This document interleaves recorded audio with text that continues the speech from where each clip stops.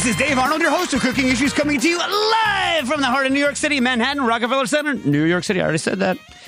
Newsstand Studios, joined as usual with John.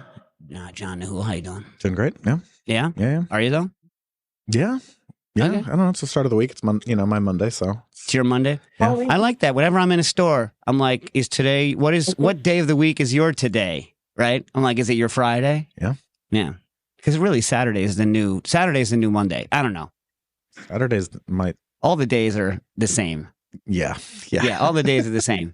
Just the store hours change. Yeah, exactly. Got Joe Hazen rocking the panels. How you doing? I'm doing well, man. Good to see you. And yes, I am doing well. Yeah, good. Really? Nice. Exactly. That's what I was looking for. Really? Yeah. All right. Yeah. All right. I appreciate it. Like anyone in New York City, you're like, "Are you doing well?" And they're like, "Yeah." You're like, "Really? Come on, what?" Because in New York, what's the classic answer? What's going on? How you doing? Busy. Because if you're not busy, someone's like, "What, are you lazy? What are you, stupid?" If you're not busy, if you live in New York and you're not busy, even the idle rich are busy in New York. You know what I'm saying? Man, I would like to be the idle rich. That would be nice. Yeah, the idle rich is the best kind of rich. Anyway, joined in the upper left-hand corner, Quinn. How you doing, Quinn? Busy. You know what I like? I like how, so people know this, but like she who shall not be named, the computer that runs my phone, right, can't pronounce anyone's name properly, and I'm the other person who can't pronounce anyone's name properly. So whenever I would call John, I would say, "Hey, blah, call Jean the Howl," because that's the only way she could pronounce it. And the only way that she can pronounce Quinn's name is call Quinn, get this? Call Quinn Fusile. Fusile. Yeah. Quinn, say it the proper way, because I can't even think it the right way anymore, because I only think it the way she thinks it. Fucile. A fucile. Beautiful. And heading further on down that left-hand coast, we got Nastasia the Hammer Lopez. How you doing? Good. Good. Jack. And, of course, I would have remembered he was there because I spoke to him beforehand, our good buddy Jackie Molecules. So, you guys have anything interesting? We didn't really talk. We talked a little bit last week, but we didn't talk too much about what we're doing. I have some actual food updates that I forgot to bring up last week. But what do you guys been doing? I got some stuff. All right, hook me up. Well, this past Sunday was my dad's birthday, and we ordered what was advertised as a suckling pig. Okay. To celebrate. By the way, I think I know where this is going. I'm going to say it and see whether I was right. They always lie. They always just send you a not very big pig. Anyway, go ahead. No. What? It was not suckling. It was like a tween-age pig. That's what I'm saying. They always send like just not a 200-pound pig. They're like, here's a medium-sized pig. Yeah. Yeah. No one ever sends a suckling pig. I've had this problem before. Yeah. All right, so we had 55 pounds of pig. 55? And yeah. Yeah, you know what the problem with okay, tell me whether this was the problem with the pig you received. That age pig is just like humans. That's the wrong age. You know what I mean? It's like just like humans? Yeah. Like it's the awkward stage. It's the junior high of pigs. You know what I mean? Like if you were going to say what's the worst era what's the worst, time of human life? You would have to say... No, yeah. I thought you were talking about like a taste comparison. Oh, maybe also. Yeah, I don't know. Maybe also. I don't know. I'd have to ask Jack about that.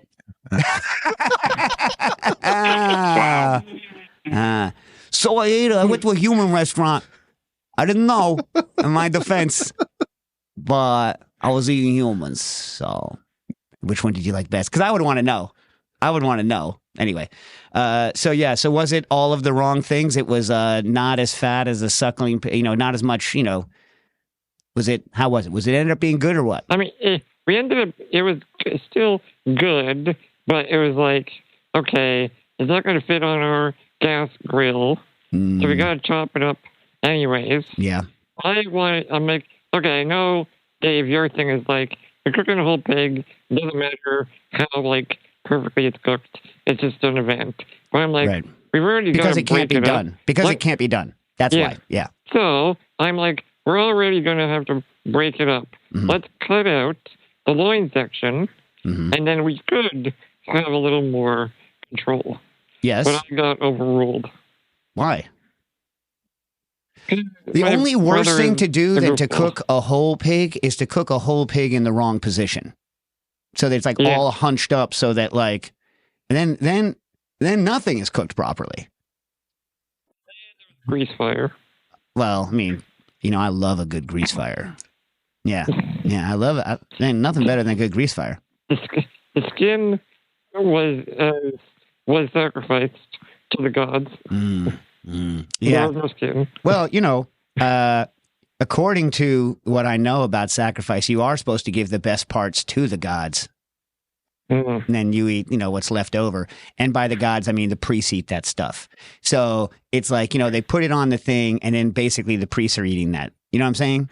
Like, it's really like you're paying the priests off with that. I don't know if you know that. Oh, we know no priests ate that. I'll tell you that much. Yeah. Yeah. It was still fine. It was good. We made some really nice sauces and some nice flatbreads. Yeah. You know what? Next time. Oh, there's I know that you're not a music person, but there's a famous Louis Primus song called "Next Time There Will Be No Next Time." Where Sam Butera, one of his other horn players, is the guy who actually sings on that one. So, are you going to do it next time, or there will be no next time? Well, no, I think we're considering next time. Okay. Again, years and years ago, for my birthday, we did get a whole goat, and my sister-in-law's father built an iron cross, and we did that Al Asador fire roast. Oh man, I thought you were going in a whole different direction with the Iron Cross. I thought this was going to be some creepy thing, like some sort of you've like seen that before. crucified devil goat.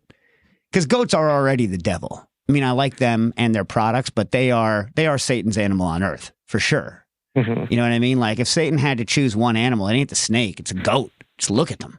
You know what I mean? Look at them. Yeah. Plus, they eat anything. I mean, the goats. No, creepy. And but I will say this: if you're going to do this again, and it comes, and you're not going to be able to cook it properly on one fire, but you have time, right? You can do just a super long circ on it. So we used to do that, just a very, very, very long circ. Capacity for that, What do you mean? physical.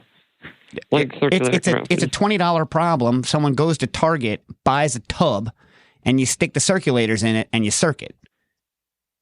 I mean, how much circulator power? as I have mentioned, this is something I have tested for you. You're keeping a not a very high temperature.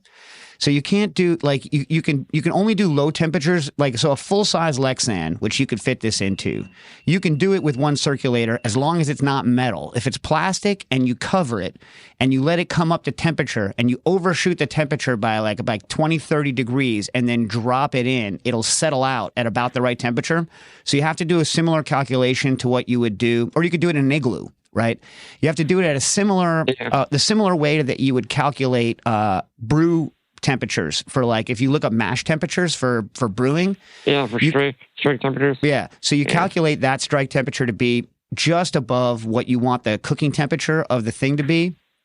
Then you drop it, do it in the igloo, right, for a long, long time, so much longer than you think, right, and then let it cool down, pull it, and then you can crisp it off. But the recommendations for circulator size are based on their ability to comfortably do something and regulate within 1/10 of a degree. If you don't care about 1/10 of a degree, if 1 or 2 degrees is fine, and you can insulate it and go for a long time, you can do 2 or 3 times as much liquid as they say you can. So that's just an FYI. Done it many times. Done it many, many times. So when I show up at my mom's house and she's like, you got to cook this whole freaking prime rib, like a whole one. And I'm like, Ma, you don't have anything. You have nothing. So I was like, where do you store your shoes in the attic? And so you just go get whatever she's storing her shoes in the attic and you cook it in that. You just make it work. You know what I mean? If you have time, because while the gods may enjoy the skin, you would have enjoyed it more. Oh my God. Did I talk to you about the delicious, when I was in Germany, the delicious Schinkenhaxe I had? No. Oh my God. So I went to, I forget the name of the place, but we went to, I was in Berlin, and most of the nights, I was eating with the Campari crew, but you went out with the owner of Mr. Susan there and Don Lee, and I forget the name of the place, but it's like, it was known for their Schinkenhaxe, or their Schweinhaxe, whatever you want to call it, and it's just this like pork shank, and they slow cook the hell out of it. Some people braise it, some people slow cook the hell out of it, and then you either like roast the hell out of it or deep fry it. I think this one was deep fried. It was like, and they're like ein gutes Kilo, so it's a kilo of like pork shank knuckle that comes out, and it's just all the crispy skin and some cooked sauerkraut with it. I was just like, oh my god, so good. Yeah, it sounds delicious. I'm jealous. That skin was so good, and they had run out when I showed up. They had run out, and they were like, yeah, we're out. I'm like, what are you talking about? They're like, yeah, it's our most popular thing. I'm like, then why are you still open? You should be like Franklin Barbecue, and when you're done with it, you close the store. And I was like, where else can I get it? I was like, I walked an hour and a half to get here, and this is all I want. You know what I mean? So like, they try to send me to a different place, and he's like, yeah, but it's not very good there. He's like, I didn't tell the other people, but if you come back in 45 minutes, we'll have more. And so we did. You know what I mean? Nice, yeah. And it was so good. So good. Well, speaking of barbecue, how was your barbecue down in Texas? Good. Yeah, I was just in Austin, and I didn't go to Franklin obviously because I ain't standing in no line. And you're with a group. You know how like when you're with a group and like two of the people in the group are willing to be ridiculous for food, and two aren't. It's better to not force those people to go in. Yeah. You know what I mean? Yeah. But I mean, the place you went to was still delicious. Yeah. Delicious. In fact, so I take it as an opportunity to not go to the one that everyone's standing in line for, right? Yeah. And what's the name of the place again before we?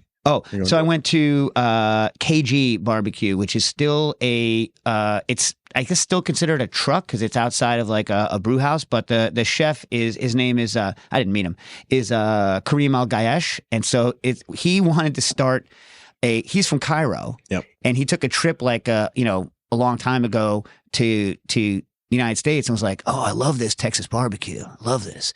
Goes back to Cairo and is like, there is nothing. There's nothing. So he keeps on trying to figure out a way to do it in Cairo, then takes a trip back to Austin to learn more from people there, and eventually just opens up a food truck in Austin serving. And it's it's definitely Texas barbecue, brisket, like the sausages, all that stuff. But with a little Egyptian twist, some za'atar on it. His potato salad has beets in it. So a lot of people asked what was up. They thought that the potato salad, because I posted on the Instagram, they thought the potato salad was something else. So I don't know how many people, when I told them there was beets in the potato salad, were like, I don't know, because I'm also that way. Nastasi and I. Did I tell you what? Hey, Stas, you want to be grossed out? Yeah. Yeah. So everybody knows that it is known that the smell that Nastasi and I are repulsed by in beets is geosmin, which is the chemical that gives it that dirt smell. It's also the chemical in dirt catfish and dirty tasting tilapia, although tilapia is pretty much clean now. It's pretty neutral these days. You know what I mean? Right. It's also the smell of fresh earth. And so the Roca brothers, right, the early on, 2004 or whatever, one of their famous dishes when they first got a rotary evaporator was they would go scoop up dirt from outside the restaurant, not in the parking lot, and they would throw it into their rotary evaporator, and they would get that geosmin smell, which is caused by a bacteria in the earth. They make it when it's wet, right? Which is why that's what that smells like. And then they would put that dirt on oysters, and that was their surf and turf. Do you get it? Do you get it? Anyway, you get the joke? Anyway, but it was a super famous dish. It was a super, super famous dish. And when I saw them do that at Madrid Fusion in 04 or 05, whatever it was, I was like, oh man, these guys, they're the best. They're the best. That's also when they pulled out the smoking gun for the first time. Although I hear they nicked that idea from someone maybe in Belgium or Netherlands or something like that. So they repurposed a pothead. So it used to be that people, I don't know if you know this, but people used to smoke marijuana cigarettes, and they would smoke marijuana in little pipes. They didn't have like these vape things. People actually used to have to pull out a lighter and light the marijuana on fire to consume it. You know what I mean? Back in the day. And so, but, when I was a kid, like potheads were known for being lazy, right? Not lazy, but like they were high. They were super high, right? So someone had taken these, so they used to sell these little vacuum cleaners for keyboards, because I don't know if you know this, but like people who work on computers all day were, some finicky weirdos. And so they're like, I don't want to use a regular vacuum cleaner. So they would make these little miniature battery powered vacuum cleaners to clean out your keyboards, right? And so some like super smart, like high out of their mind, like pothead was like, what if I put the battery in upside down? This thing becomes a power pipe. And so that's what they did. Right, they screwed a bowl into the top of the vent, and they turned the vacuum backwards, and it was a power pipe for them to smoke. And then chefs took it, and that's where the smoking gun comes from. Brilliant. Potheads. Also, the volcano vaporizer, which Grand Acres made famous in food at Alinea, pothead. Yeah. Any hoodly hoo. So I was like, oh, I don't really like dirty martinis. I'm just going to put that out there, right? I think it's fine if you like them. Do you like them? I do. Yes. Yeah. Joe, dirty martini. Yes. Yeah, Jack? No from me. No, and I know no from Staj. She's not a martini head, right? Yes. Yeah, I'm not either. I mean, I'll consume them, but what about Queen? What about you? Martini person? Not a dirty martini, but like a regular martini, sure. Yeah. So out of disrespect for the dirty martini, I want to just make the dirt martini. So I was like, I could like scrape my rotary evaporator out of storage and get everyone in my family super mad at me for taking up my entire house with it, or I could just buy Jasmine. So I just have Jasmine sitting at the house. I just need some time so I can make my dirt martini. I'm just going to put a couple of drops of dirt stink into the martini and make my dirt martini. And I still am wondering, what do you guys think? Olive in the dirt martini or lemon twist in the dirt martini? No, a rock. Yeah, an actual rock. All right. But I need some sort of other flavor compound in it. No, just dirt. Just dirt. My the other flavor is martini.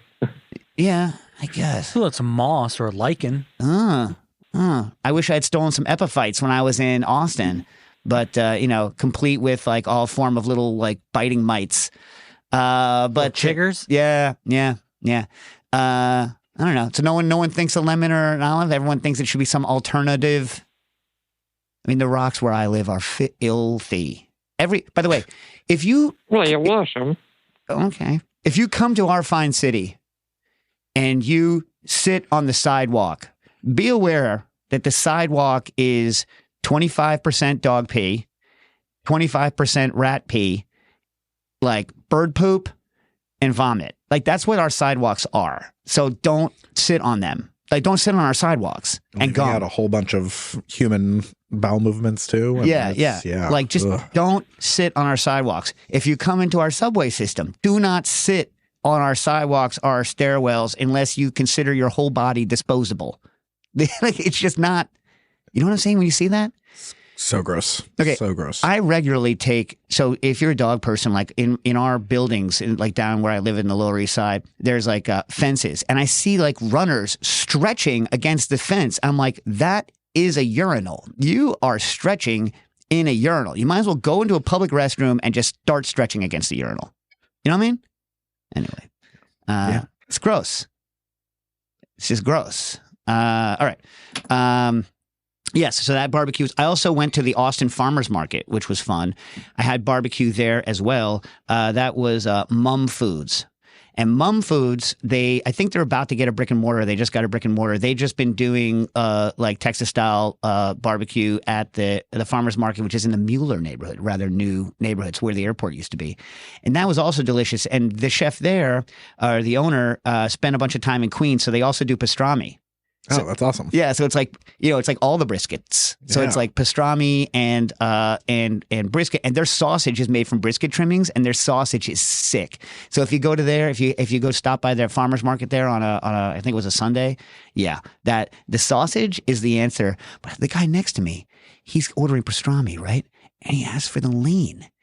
So my friend Joran, and I were going. We were the two people who were food, people so we're going there, and we both look over at the guy. We're like, what? You know what I mean? Like, what? Yeah, that doesn't make sense. Why would you do that? Why would you do that to yourself? That's what you accept because in order to get to the fat, you need the animal has so much. So in order to be sustainable, you're like, fine, I'll take some of the lean. But it turns out there's people who want the lean.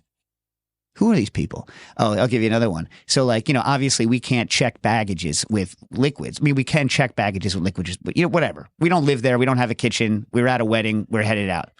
So there's a huge long line out of the indoor section of the farmer's market. And we were like, is this line to get in? And the guy in the line's like, no, this line is for eggs. And so I go, oh, we don't need eggs. And because it's like the super fancy farmer's eggs down there. And some lady in line goes, you most certainly do. I was like, all right, lady. All right, lady. I got you. So the other thing I saw there, because this we didn't go get in our farmer's market, fresh pecans, locally grown pecans. So I brought some of the roasted, semi-salted ones for you to try. So I asked the gentleman who sold them to me, I was like, what variety are these? And I got some variety FOMO. The ones he got me were called Desirable. And I said, are they desirable? He's like, yes, they are very good. Some people do not think they are the best. They're not grown as much. They used to be one of the most common varieties. They're not as grown anymore because they're susceptible to certain forms of scab and the nut quality deteriorates if they have scab. But now I want to try the Elliott variety. So if anyone knows of the Elliott, because get this, the Elliott variety of pecan has a hickory nut flavor. So I would love, but that's a delicious pecan. Am I right? Fresh, delicious. Very pecan. good. That's a very good pecan. Comes by its name, Desirable Honestly. And this was from the Yegua Creek Farms pecan orchard in Elgin, Texas. Yeah, that's really delicious. That's a good pecan. Yeah. Great texture. Yeah, really good. Well, it's because they're big jumbo mothers and they're freshly shucked and roasted. He roasts when he roasts them and then tosses them. And this is what he says is a secret. And he sells this stuff. He tosses them in a little bit of pecan oil as they're roasting so that then the salt sticks to the pecan oil. So it's all pecan. There's no sort of like BS oil he's adding to the situation. And then he had a bunch of flavored pecans. I didn't care though. I mean, I care. Like if I lived there, I would eventually try to see whether his flavored pecans were any good. But I was like, give me the pecaniest pecan. Yeah. And this was the answer. Yeah. Yeah. I love a pecan. Yeah. Very good. Most of the people in my family are not pecan people. And it's kind of disappointing. It really is sad. Yeah. It's a delicious nut. Yeah. Anyway. It is. Yeah. A lot of food tragedies in your house. I know. Yeah. I know. Anyway. All right. And the week before that, I went to Miami. I didn't get to talk about the food in Miami. But before I do that, what about you, Stas and Jack? You guys got any food McGillas? We went to a restaurant called Tsubaki the other night, which was like small plates, Japanese stuff. For any LA listeners, it was very, very good. They have a really big sake list. It kind of felt like being in Tokyo. So that's my restaurant rec for the week. Have you become you have only Tokyo feelings now, and so you're like, I have to go get sake. Is that you now? No. It's like the first time since coming home. I mean, as soon as I came home, it was like Italian food and wine all week. Somebody shipped this guy a bottle of Barefoot Merlot. Someone needs to ship you some Barefoot Merlot. Get you back on America, baby. Ugh, the most American. Well, this restaurant had Japanese latkes with none other than dry-aged Ora King salmon on them, and it was damn good. All right. That's the one FOMO that I have is that I couldn't go to the Ora King salmon event and try. What's the name of their giant Tahi salmon? Yeah. All right. Okay. So, back to Cuba. What about you, Stas? Nothing? You're hiding there. No, I take people out to the most generic old school LA places with crappy burgers. No, come on. You know what? you're so full of You're so full of garbage. You're so full of garbage. Talk about the pepper steak. Talk about the pepper steak. You have all of these things that you love, and you won't talk about them ever. You're so stingy. You're so stingy. Talk about the pepper steak. Yeah, talk about the freaking pepper steak. We're going to go back to Flappers on Sunday, and we're going to go to the pepper steak place. So what is the name of the freaking pepper? What is it? I really don't. I don't know. It's like a hole in the wall. I don't know if it has a name. Pepper steak place. Oh, jeez. But we'll report back on Tuesday. So I say she won't say this, but like apparently her parents, right, go to places for decades and don't know the name of the place. Right. So like Nastasia took us to like her favorite. Did we talk about this already? Or she takes Jack and I to her favorite, or was it Jack? Did you go with me, or did Harold go with us, or did all four of us go? Which one? To the seafood place. Oh yeah, I was there. Yeah. All four of us went, right? Yeah. So, so she takes us to this place that she's been going. What's the name of the place? No idea. Well, she won't know. That's Oh, son of a gun. I thought she knew though. It's some fish place on PCH. Well, that narrows it down because there's only one fish restaurant on the entire Pacific Coast Highway. I don't know. Do you remember, Jack? No, I don't. I don't remember.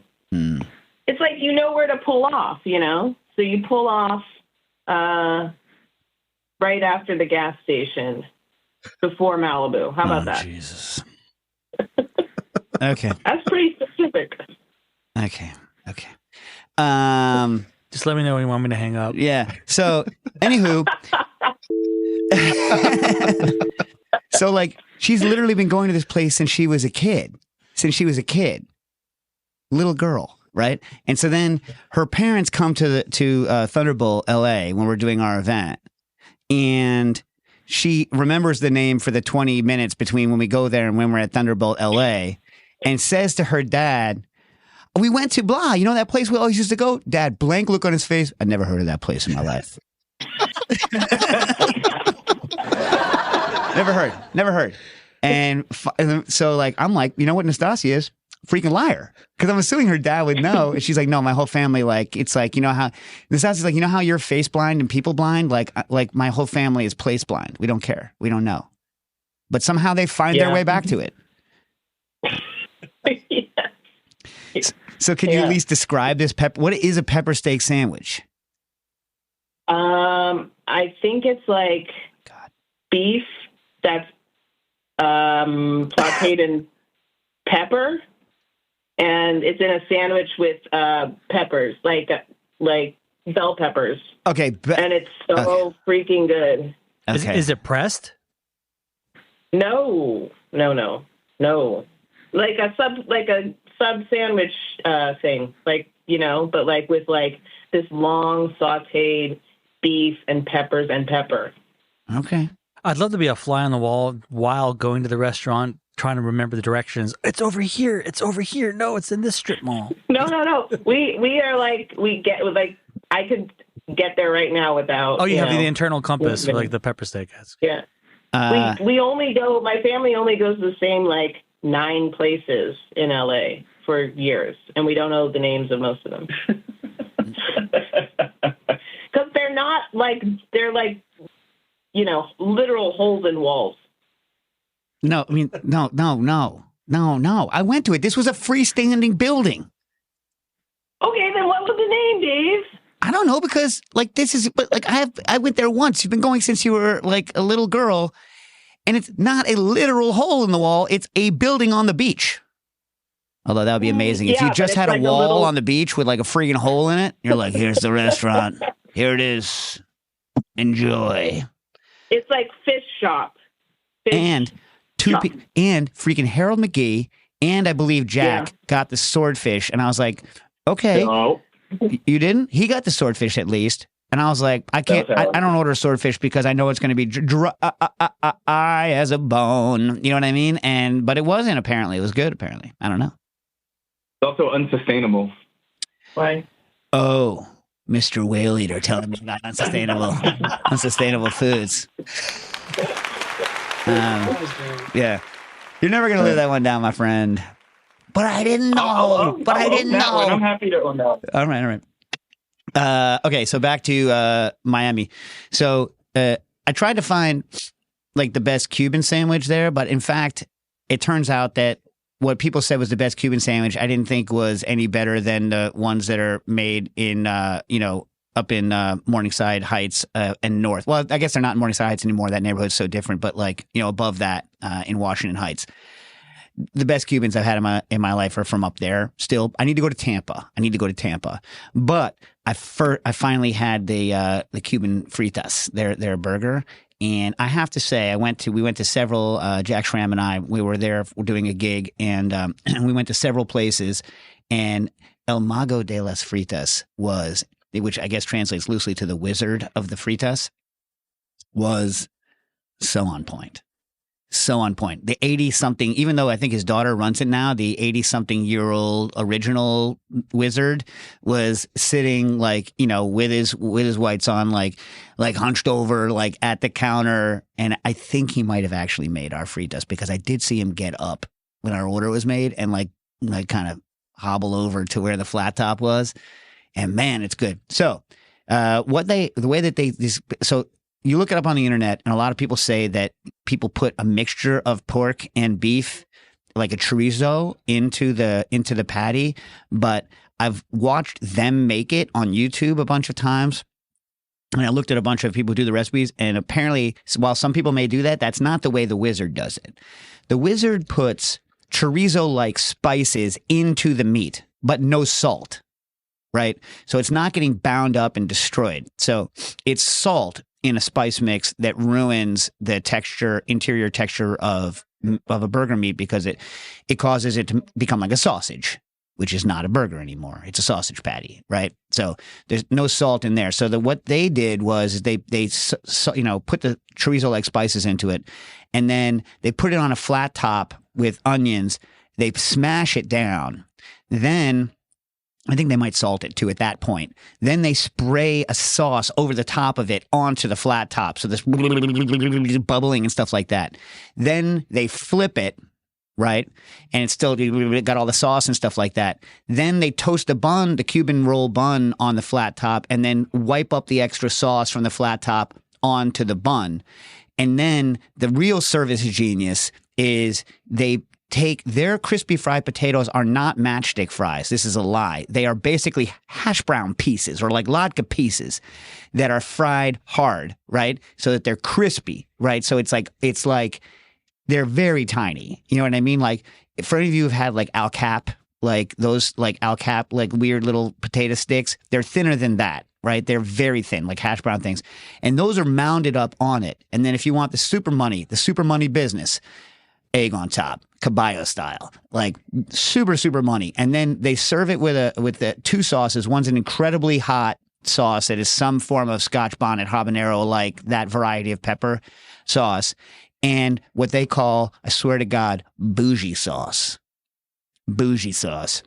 which is some lightly pink, lightly mayonnaise, lightly ranchy, but delicious kind of thing. And so the combo of those two things on the fritas, and the ones at El Mago were incredibly juicy and delicious, and unfortunately, those are the ones I had first. So it's always bad when the best one you have is the first one. You know what I mean? And then the rest were good, but not El Mago de las Fritas. Like, I've had other, very good honorific people, honorific titles attached to people's fritas, but the wizard. Long live the wizard. The other thing we did, old school Miami, is Joe's Stone Crab. And would love to try that place. Oh my God. You know what you need to do? You need to try it with somebody else's money. Yeah.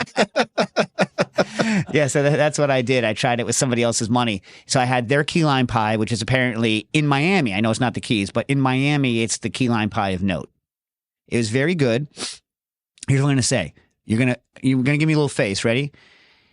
The graham cracker crust was double thick. Right. But not hard. Not hard. So you know how a graham cracker crust, especially on a chilled pie, can get very hard? Their graham cracker crust, I don't know what they do, But even though it was double thick, when I saw it, I was like, oh, man. But the pie itself is thicker than you would make it. So everything's like double. So it's like you've shrunk to a small boy again. And then right. But when you put your fork through it, it cuts and breaks apart nicely in the mouth. It's not like eating slate slabs of graham cracker crust. I will go a little more acidic, but it was good. But here's something weird. Stone crab season had just opened up again. So they had they didn't have the colossal size, but they had up to jumbo. So I think we got large because I asked him, I was like, is the flavor any different? He's like, no, the flavor's no different. So I was like, fine. But he says the flavor does change with water temperature, or the crab does change with water temperature. And it was the opposite of what I thought. They prefer their crabs from warmer. When the water's a little bit warmer, he says they get better yield out of them and they're easier to shuck. And I have no idea whether that's true or false, but it goes exactly the opposite of everything I know about lobsters, let's say. I don't know a lot about crab flavor and where it comes from, but it was exactly the opposite of what I would have assumed. Anyway, Joe Stone crab, delicious. And they break it so it's super easy. And just the claw. Do you know how they harvest those things, the stone crabs? It's actually sustainable. You know about this? Yeah. Well, it's one claw per. One crab, claw right? and back. Throw it back they in. Throw it back in. Imagine. And I wonder how many crabs they're like, oh, again. You know what I mean? Because he says it take. I forget. He told me how many years it takes for the claw to grow back, but it's not fast. So there's all these crabs in Florida who are running around with the one claw. You know what I mean? Yeah. And then he's like, finally, clack, clack, clack, clack, clack, clack, clack, clack, clack, whoop, boop, oh! You know what I mean? But I think it's kind of cool. Yeah. No, it is. I wonder if there's anyone who's not willing to consume animal products because animals get killed who will eat stone crab. I wonder if there's anyone on Earth like that because it's not killed. Wait, say that again? I said, I wonder if there's anyone who doesn't consume meat because the animals are killed, but will consume. In other words, most people are anti-exploitation in general. Once they go to that level, it's like no honey, no nothing. You know what I mean? So it's I wonder if there's anyone where stone crab is on the okay side of their line. But for instance, blue crab isn't or soft shell crabs, which I didn't have this year. Oh my God, I love soft shell crabs. I would guess if you are okay eating eggs, there's a similar argument to be made that the one claw is like an egg. And that you're still taking something from an animal that they can survive. I would say there's a better argument for the stone crab than for an egg because, look, if you're a vegetarian, but you eat eggs and milk, I shouldn't even say this. I've kind of vowed I would never say this, right? The hens aren't making it out of that alive. As soon as they stop laying, they're chummed up.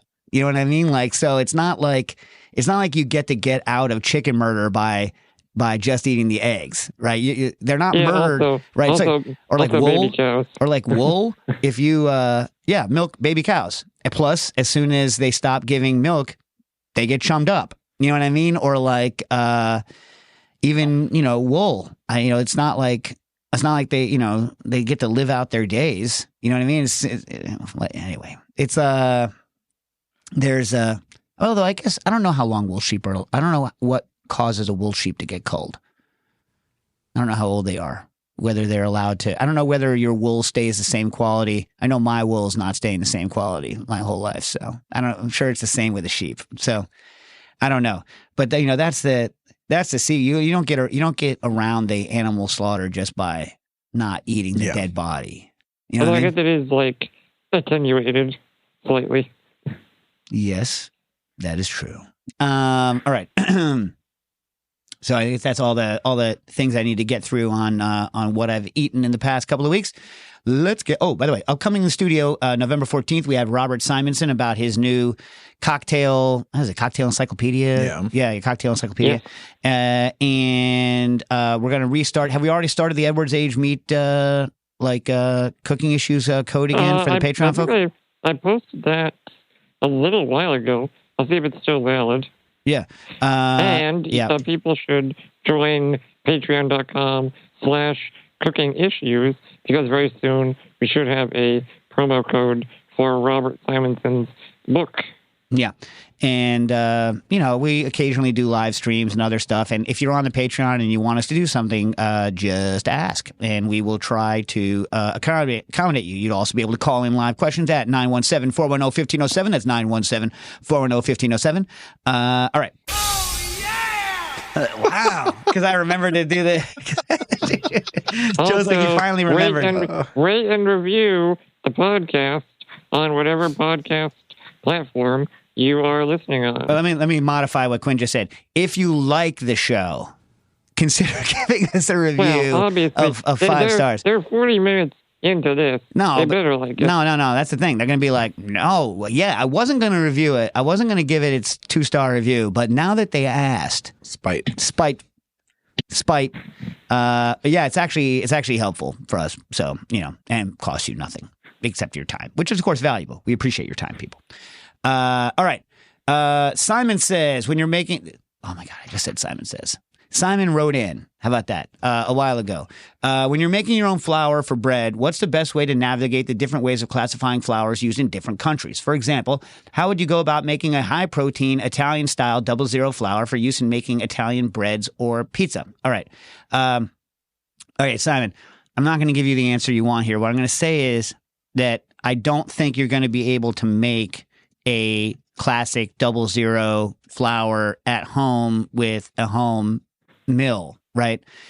I think the better way to think about it is think about what your mill can make and then make breads that your mill is good at making, right?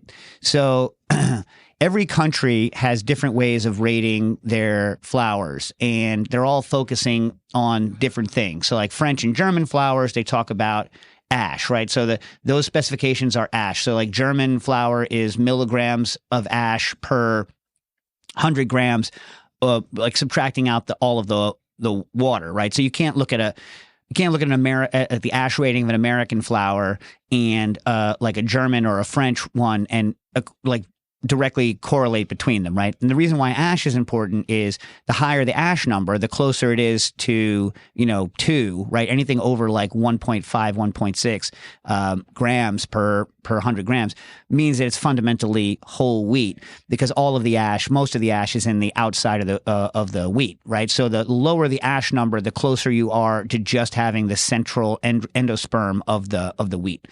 00, on the other hand, is more, I think, a grading of you can correlate to what the extraction is, right? So the extraction is how much of the outside and the outside part of the endosperm, which is different from the inside, is there. But then it's also a grind level, like how finely it's ground. And there's only so fine you can grind it on a home grinder, right? So I mean, I'm sure there's ways around it. If you were a zillionaire, you could just buy a test mill, like Buki, I think, and a couple other people make a test. I mean, it's not Buki, maybe it's Brabant. I forget. Someone makes a test flour mill, which is really good. So if you have like 50, 60 grand lying around, you could buy a roller mill and then you can make all of the actual flour grades. But I think it's very difficult to do at home. So I would buy the flour buy the wheat with the correct percentage. I would look at it. You can try to do multiple grind systems to try to just get the outside and sift it, but it's going to be very difficult unless you're willing to do middling separation and a lot of sifting to get the flour to mimic that particular flour. Is that an okay answer? All right. I mean, I would also say, in my experience with like pizza in particular, obviously the more you refine the flour, the less distinct it's going to be, right? So I always find it more interesting to like have a base of a store-bought flour, like that you need certain properties for, and then just like augment with a flavorful flour that is more moderately sifted or refined. I don't know. That's what everyone does. I don't know. I can't get behind that, Quinn. Like Why not? Because I think it's BS. You know what I mean? It's like you make a flour, then I like making something out of that flour. Like create a flour, know its properties, right? So like I don't like a compromise. I'm like, well, it's a compromise between this flour right, but and this other not thing. A compromise because there's many applications where whether you're making everything or buying everything, you want to combine flowers to achieve a certain property. Right, but in other words, like you're not really getting the flavor of a flower by adding like 10-20% of it.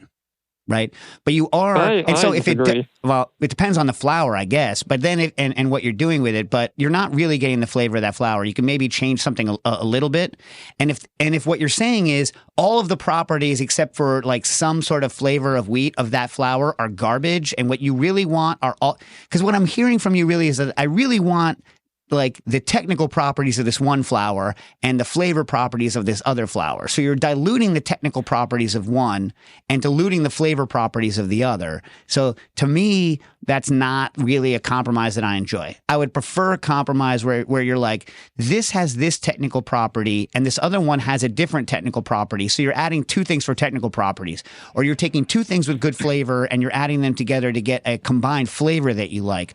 But if you're like, flavor of this garbage, but technical properties good, and technical properties of this garbage, but flavor good. But the refined flowers are generally pretty neutral, and I would say in my experimentation with some bread and some people, some pizza, I like the flavor better at a midpoint.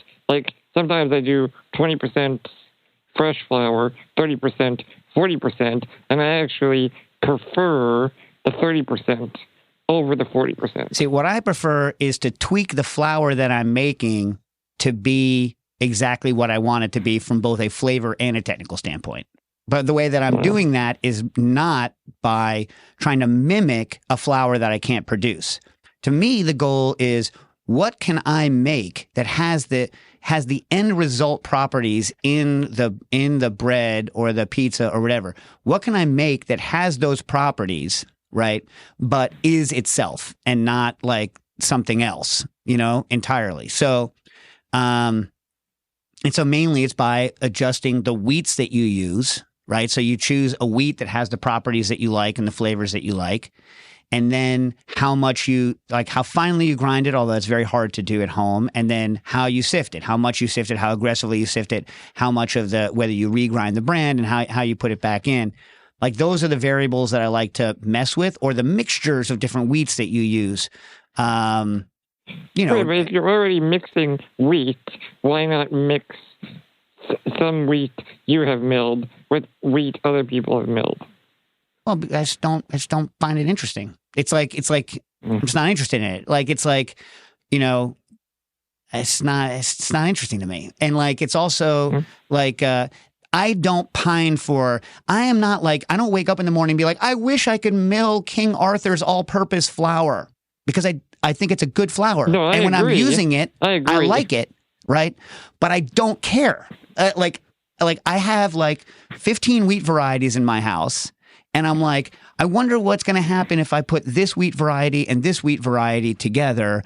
What's the result going to taste like? What's the mixture? Like, to me, that's just so much more interesting. You know what I mean? Like, no, I agree. I'm just speaking to like the mid-level crazy person like me, and maybe Slimer. I don't think it's any. Like, the thing is, I just think it's a cop out. Like, look, if it makes you happy, do it. If it makes it happy, do it. It's just like I don't like. It's like if you were like going back to brewing again, it's like, I'm not saying everyone has to be all grain if they're doing brewing. You know what I mean? It's just like, that's what I'm interested in. Okay, but Dave, here's my context. To me, this is like a cocktail where one component is homemade and the rest are bought. Yeah, but I would never do that. That's my framework. Yeah, but I would. You would? No, of course not. Like either I buy spirits. Either I buy spirits, right, or I modify spirits. But what you're doing is using Rose's grenadine. That's so. No, because you're telling me you've never made a cocktail where you've not. Well, again, you buy the spirits and then you would make a syrup. Yeah, but I can't make. In other words, like because I can't make those spirits. Like I can't make a gin. I can't make a gin. Yes, but they can, because they're milling, right? You know what I'm saying? So it's like either do it or don't do it. You know what I mean? It's like, do it or don't do it. That's what I'm saying. It's like, I can't make a better gin than my favorite gin. If I could, I would do it. I cannot. I cannot make a better whiskey.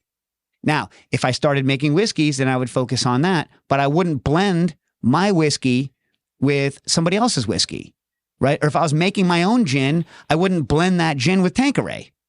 You know what I'm saying? Anyway. All right. But listen, everyone needs to do what makes them happy. So if it makes you happy, I'm happy that it makes you happy. It's just not the way that I work. That's all. Anyway. Justin writes in, I remember Dave was working on a home 4-ton press, home size 4-ton press for juice extraction, but I'd be interested in using it for something like a cocoa press. I have not found a source for a smaller scale press that would work. So for a cocoa, so the issue with yes, so like I was working on it. The plans, I think, did I put those on the Patreon, right? All the plans for that thing. Shopping list. I never put the images of it up. I'll double check later. Yeah, I can put the images of it up. Yes, so like, mine was way overbuilt. There's a lot of people online. Just, go on the evil Amazon or Harbor Freight or whatever and buy a 4-ton or more hydraulic jack, and then just make sure that you want to get one with a double ram. So so the ram is the part of the jack that goes up and down, and a single ram usually has a very short stroke, and you're going to want a longer stroke so that you can so you have a little more like movement, right? If you have a lot of money, you can get one that is powered, and then you don't have to sit there like an idiot and go. But I, didn't have money, so I wouldn't let you pump, right? The other trick I learned from somebody else who's an old hand at making these things is that my original one for the bar, which was a 20-ton press, was a shop press, and shop presses the actual jack is above what would be your food because that's more convenient to build. But someone was like, have you ever met a hydraulic system that doesn't eventually leak? And I was like, correct. So like you want to put the press underneath whatever the food is because in case, or you could just, it's the equivalent of going commando. You know what I mean? It's like eventually it might leak and your stuff's ruined, but the one that I built, I put it underneath, even though it is much technically easier to go from the top down. The other thing you need to worry about when you're doing the press is if the press is not if the thing that you're moving that's attached to the ram isn't firmly attached to it, it's going to start tilting. So as soon as like if the stuff's not loaded straight, right, it's going to tilt on an angle, and then that kind of ends up getting more severe over time. So you want to have it so that it really wants to stay concentric with the ram as it goes down. That makes sense? Yeah. So aluminum is good enough. In fact, like stacks of plywood and half-inch eye bolts are half-inch rather. Threaded studs are good enough for this level of work, but you just need to make sure everything stays concentric and stays centered. And, you can just look up the PSI ratings that things can tolerate, and then you can figure out how much force you're actually putting on it by doing the calculations of how big your presser foot are and stuff like that. That's what I did. And if it breaks, just, it's not a big deal. Agos, anyone who knows this, I was transporting some jars of brined capers. I had a lid failure and some of the liquid spilled. I'm sorry for whatever that stuff spilled on because it's runt. You know what I mean? I guess it's not oily. It'll eventually come out, right? Stinky caper brine. Oh my God, I was at this wedding in Austin, and so the bride put one of those little, those tinsel wigs, those disco tinsel wigs. Yeah, put one on me, pink. You know what? Here's a piece of information for you. Those colors leak. So and here's another piece of information. Stasi knows this. She's seen it firsthand. I sweat unbelievable amount. I look like I've been in a rainstorm. I sweat through suits. I sweat completely through my suits. Yeah. Stas, correct? But you're not saying why. You're not saying why. Oh, why? Because you dance all night long. Oh, yeah. Once the switch is flipped, Stas, it's over, right? Yeah. Oh, yeah. Yeah. It's fun. Yeah, it's just like once it's going, it takes a while to get me going. It's like I'm one of those old 1910s cars with a crank. that you have to like crank it to get it going because I don't have like an electric starter. But like, once going, keep going. You know what I mean? People are like, you need to go get a drink of water. I'm like, no. Anyway, so yeah, the color leaked out of this tinsel wig and completely ruined both me. I was stained the next day, and my. So here's another thing about those tinsel wigs: they're unsafe because when you inhale, I sucked a tinsel piece off the wig into my nose, into my throat. I coughed the tinsel back up. Hardcore. Hardcore. Sounds like what Sid Barrett did back when Pink Floyd. What, he would have those pink wigs on? He did the Mandrax. Was it Mandrax tranquilizer? And they crushed it up and put it in their hair gel, and they all lost their minds on stage. That's pretty hardcore. That's pretty real. Yeah. Hey, you know, people go in New York City now and go to clinics, and you're allowed to get injected with ketamine in clinics now. Yeah. What for? Apparently, it's kind of an amazing drug for drug-resistant depression, actually, like long-term drug-resistant depression. But yeah, I just was like, wow, I didn't even know that was a thing. You can go get injected with ketamine in New York City, but it's in fancy neighborhoods. So it's probably people also with cash. You know what I mean? Anyway. Back to Agos's issue. I was transporting some jars of brined capers, had a lid failure, and some of the liquid spilled. Is it still safe as it is, or should I top it up with brine? And if so, what percentage of salt should I aim for? It's fine.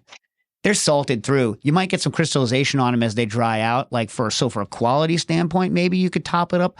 But I would just eat the capers that are on top. You know? Right? No. Yeah? Yeah. Also, Agos, you should be buying the salt pack capers and then desalinating them yourself. I've never done that though. I mean, I have done it, but I've never become a regular. I don't have a pantry full of salt pack capers and then, I do all the stuff to get them back. Do you? What any of you guys salt pack caper people? No. I mean, I've done it, but not constantly, right? Yeah. For years, I was salt pack anchovy man though. Had the big can of salt pack anchovies because they are better. I love oil pack anchovies, but I love salt pack anchovies. You know what I mean? Yeah. Probably good to make with butter, no? What, salt pack anchovy? Mm-hmm. Yeah, salt pack anchovy butter. I love that. So anchovy good. butter is delicious. Oh my God, it is so good. Hey, I have a question. So when you guys use the oil pack anchovies, you use the oil? I use the oil. Yeah. I mean, I just don't, when I'm anytime I'm doing like a dressing and like I'm putting the anchovies in, I'll like make like a big bag. I'll just throw the whole can in with the oil and use the oil. Yeah. Yeah. Right? Same. Yeah. Hey, speaking of using things, restaurants, whatnot, how's the Belgian menu going? It's going. Been doing some recipe testing, which has been going well. The cheese croquettes came out well. Going to try and work on some bitterballen this week. And yeah, I'm excited. It's going to be fun. We can talk about it more next week. We only got 2 minutes left to get to questions.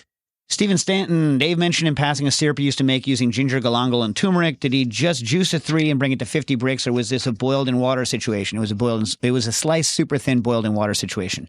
But that's not the way I would do it now, right? I could do it differently now, although I don't. Lastly, would the Garrett Richards / Darcy O'Neill / Dave Arnold Ginger Justino technique be effective for Justino using this trio? Love these flavors and love to make some cool beverages that incorporate them and could see both pathways as something special. All right, here's the issue. I need to do more work, but in other words, you could do it for sure. Does it have to be non-alcoholic? Because really the product is better when it's made with alcohol. I haven't done all 3 together, but I am happy to do it. You no longer really need to do the mag carb. It makes it much more difficult. I have new ways to do the ginger coming out. The real trick to ginger is adding a little acid before you add the Pectinex, and that will cause it to drop out, and you can get about 90% yield just by letting it sit and racking. Although I shouldn't say that because I'm here to sell centrifuges. Mark in Long Island said, I found some unopened ingredients from Monitor's Pantry and Will Powder in the back of my pantry. The best buy date is 2016 and a few 2019. Even though they're expired, can I still safely use any of them? Yes. 100%. The only things that are going to have problems with are things like soy lecithin. If things were open, so they can clump up, and sometimes the measurements they pull in water. But other than that, 90% of those ingredients are going to be good until we die. Wismerd, what's the best way to dry an herb and maintain its aroma? I've got a decent dehydrator. Seems like high temperatures might flash off too many volatiles. You know, Wismerd, I don't know. I want Cooking Issues people to tell me what their best way to dehydrate herbs is, because I am not an expert in that. Balloon Knot says, would flour stored in the freezer used cold make a stiffer pasta dough than the same flour brought to room temperature in an airtight container? Hydration technique being the same, stiffer when mixing in a stand mixer. I've never heard of this. Have you? Storing in a freezer in an airtight bag? If anyone has heard of this as a thing, please let me know on Twitter at Cooking Issues, because I want to hear more about this. I don't know the phenomenon Balloon Knot, but I'm curious of what it is, because never dismiss something that somebody has observed until you figure out what's going on. Rob Pasco says, a while ago, Dave mentioned a book or recipe for making muffins. I haven't been able to find the reference again. What was the resource, and do we have any tip for making muffins? Yes, go look at the 1993 issues of the original Cooks Illustrated. There's a how to make muffins recipe in that, and it is spot on. Cooking Issues.